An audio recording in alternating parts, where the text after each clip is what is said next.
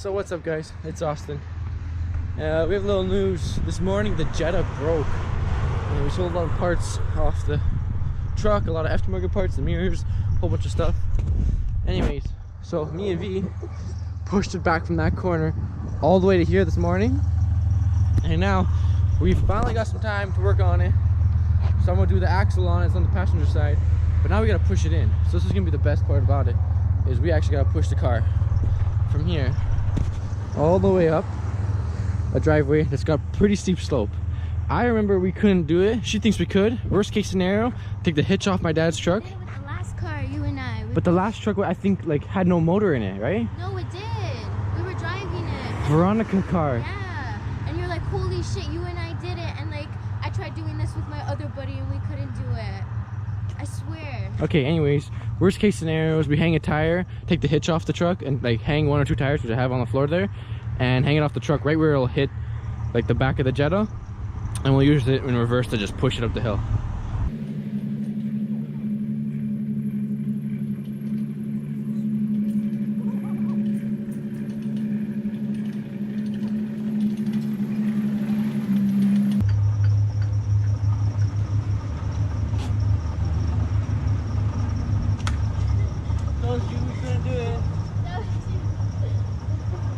Enough though.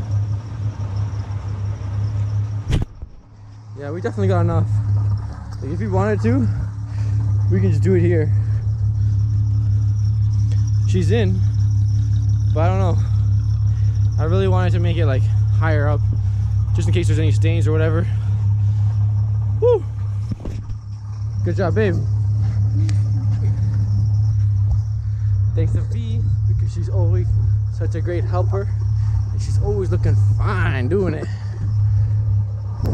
Alright guys, so I got the Jetta nice and up. So like that, if need be, I can lower it when I want to. This is our tire setup I'm talking about. So I took the hitch off, make sure on a strap, up around, anchored. I could have done it to here actually, didn't even see that. But yeah, so I did to my F-150, but my F-150 actually has tow hooks inside of it. So not the first time that the Volkswagen has been pushed up on this driveway. Ain't that right, V? Alright guys, so we're underneath the Jetta. Here's a broken axle, as you can see. The U-joint just grenaded. Something looks like it's rubbing over there. Huh, the sway bar? Yeah, it looks like the sway bar was hitting it. Anyways, that's because this sway bar end, you can see that, it's just destroyed. It bent. So when it bent, it actually was in and it was rubbing. I don't remember which way it was. I think it was like this and it was rubbing. As you can see, all that grease on it. Alright, so I took one off a spare that I have. Gonna smack this on, make sure everything's tight now, and we should have no issues. And this should help me with why sometimes one side bounces better than the other. Also, the dog bone mount is loose. That's another thing. I'm gonna just take it out, put a different mount in, tighten that back up. And yeah, I have a spare axle from one of the part outs, so I'm just gonna dust this off, put this in, and we should be back in business. So for the first time that the Jetta broke down, being $200 to buy and then like $150 put on the road, it's like under $400.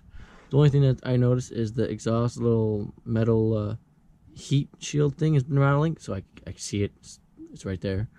I'm gonna do the dogwheel mount just because, and the transmission issue. But the transmission issue was because I snapped the bolt in it. So like, if you guys remember that, if you guys see the old video, that's because I snapped the bolt inside of there. So yeah, this is the biggest thing. This tie rod came out, smacked that, so that axle still looks pretty good. And I think if we didn't have this issue, then I should be fine.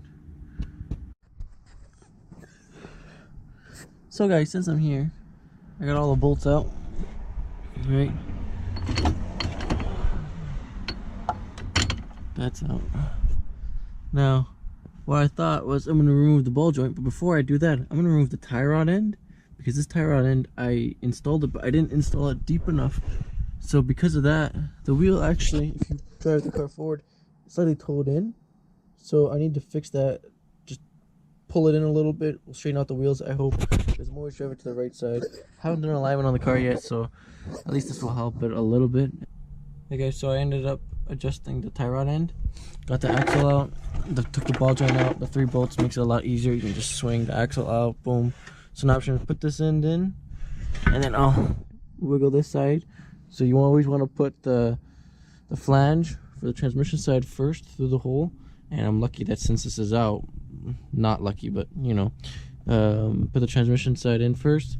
Then you can shove it into the hub side, push it out, shove it in, and then bolt on to the transmission side first. Then slide your hub side on after. Makes it really easy. Then boom, the washer, the nut, and you torque it down. And I'm gonna put this piece back in, the new tie rod end, or sorry, sway bar end, and that's it. This car's good to go. I have the other mount, and I think I'm just gonna throw this in, the other one. It looks like it's better condition, and this one will probably just throw out, or probably scrap for like 10 bucks or something. And then if I have time, I'll get the exhaust piece off so that the heat shield isn't always rattling when I drive. I knew it was, I just never bothered to check it. So alright guys, so 10 minutes later, I literally put in the sway bar end, ball joint's back in. I need to tighten the nut for the axle, and I gotta put the other dog bowl mount in. So besides that, all the bolts in the flange for the transmission all done and tightened. So yeah, I cannot wait to see this thing on the ground. I adjusted the tie rod end, so the tire looks like it slightly sticks out,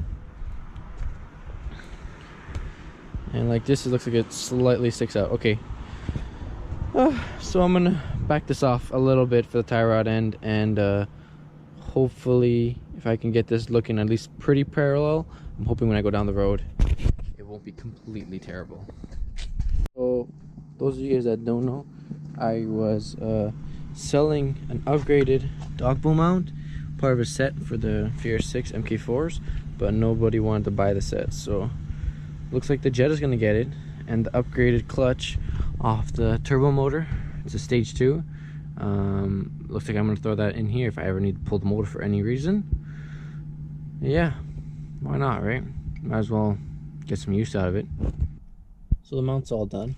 Pretty much what you want to do, because you're gonna have to apply torque to push the transmission forward. I use my small ratchet with my 16 mil to do the bolt, and I use my 1/2 inch ratchet to wedge it behind the transmission and the sway bar to pry the transmission forward. So now that should fix the sloppiness in the transmission and my shifts, and it should feel a lot smoother. The other drive shaft looks like it's the boot's starting to warp, but yeah, I'm gonna keep an eye on that one.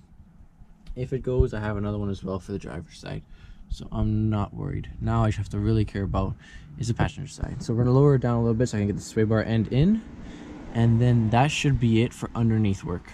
All I have left is the nut and the washer for the drive shaft, which I'll do once she's 100% on the ground. Hey guys, so the Jetta's doing great. Can't believe it, it's actually gone. There's no noise. The only thing left now is the little squeal from when the exhaust rattles. So I'm gonna take that heat shield off tomorrow morning, and we have other things coming for it as well. So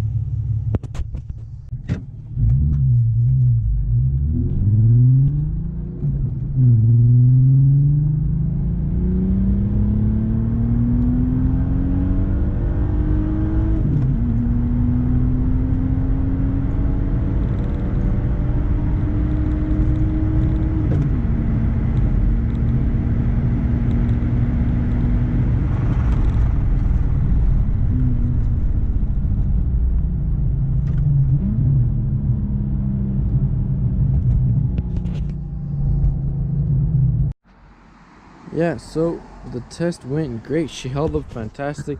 That dog bowl mount really can tell the difference now. You won't feel the slops between shifts, and I'm actually very happy with how it is now. I think I'm gonna throw the other 2 mounts when I have time, and when I do any other work like intake, anything like that. Oh, for you guys that don't know, I had the cold air intake on it. It's over there now. Took it off because in the winter I forgot to put this piece of plastic back on, the inner wheel well lining, and I got all wet one day, so I think the water went up into the MAF that's on that, so the MAF is bad as well. Anyways, no more cold air for me, especially since I like to go modding and off-roading and stuff like that. Just might as well keep it stock.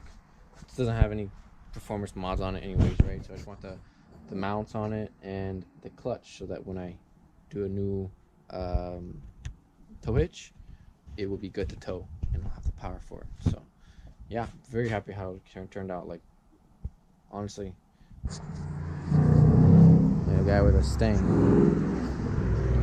So yeah, it is Sunday, Easter weekend. Got lots to do tomorrow. I'm home tomorrow, thank God. So slowly coming out with some more videos, and V's gonna hopefully be in tomorrow.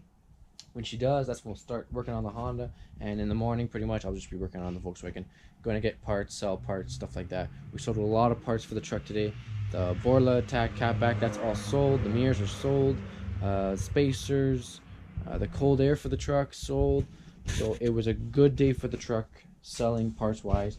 I got just like one more tail light on the top, the third tail light, the back rack, and the flush mount cover. Then I can give the truck a really good detail and post it up. Whoever comes for it comes for it. And the Jetta's got big stuff coming for tomorrow too. I got parts coming for that. I sold some parts off the Volkswagen that I had for my part out. So I have a guy actually interested now in a starter. So I mean, like, it's nice. People keep coming for the parts, and I'm glad, because without them buying my parts, I won't be able to support all of this and have all these motors and have this car and have this build and do what I do, because whatever money I put into the cars comes from the cars. Everybody says you don't make money from cars. You don't, unless you buy cars for $200, like this Jetta I bought for $200. I told the guy I just wanted it for the transmission. The car was fine. I had a little bit of timing issue. I had to fix it. Boom, skip the timing back. Not really the best fix, but worst case scenario, I have another motor, guys. You know, so like for $200, then I put it on the road for like $150. I did to do the fenders and some other stuff. I broke a bolt in the transmission. Besides that, I had a spare transmission. I put that in. Then the axle. And that's it. I did the lift, of course. And yeah, I got the other goodies coming for it, and that's it. That car's been phenomenal. I already put on 5,000 kilometers, if not more. Daily driving the thing, going to go pick up parts, hauling motors, hauling transmissions. Like, that thing gets put through too much. It gets put through hell and back, and it is still pushing hard, and it's strong, and it's something amazing. So of course I got some little bits to do on it, like whatever, just to make it nicer, and we'll be getting around to that tomorrow. So I'm going to go to bed. I'm going to clean up, get some stuff in, and yeah, don't forget to like and subscribe, guys. Have a good night. Peace.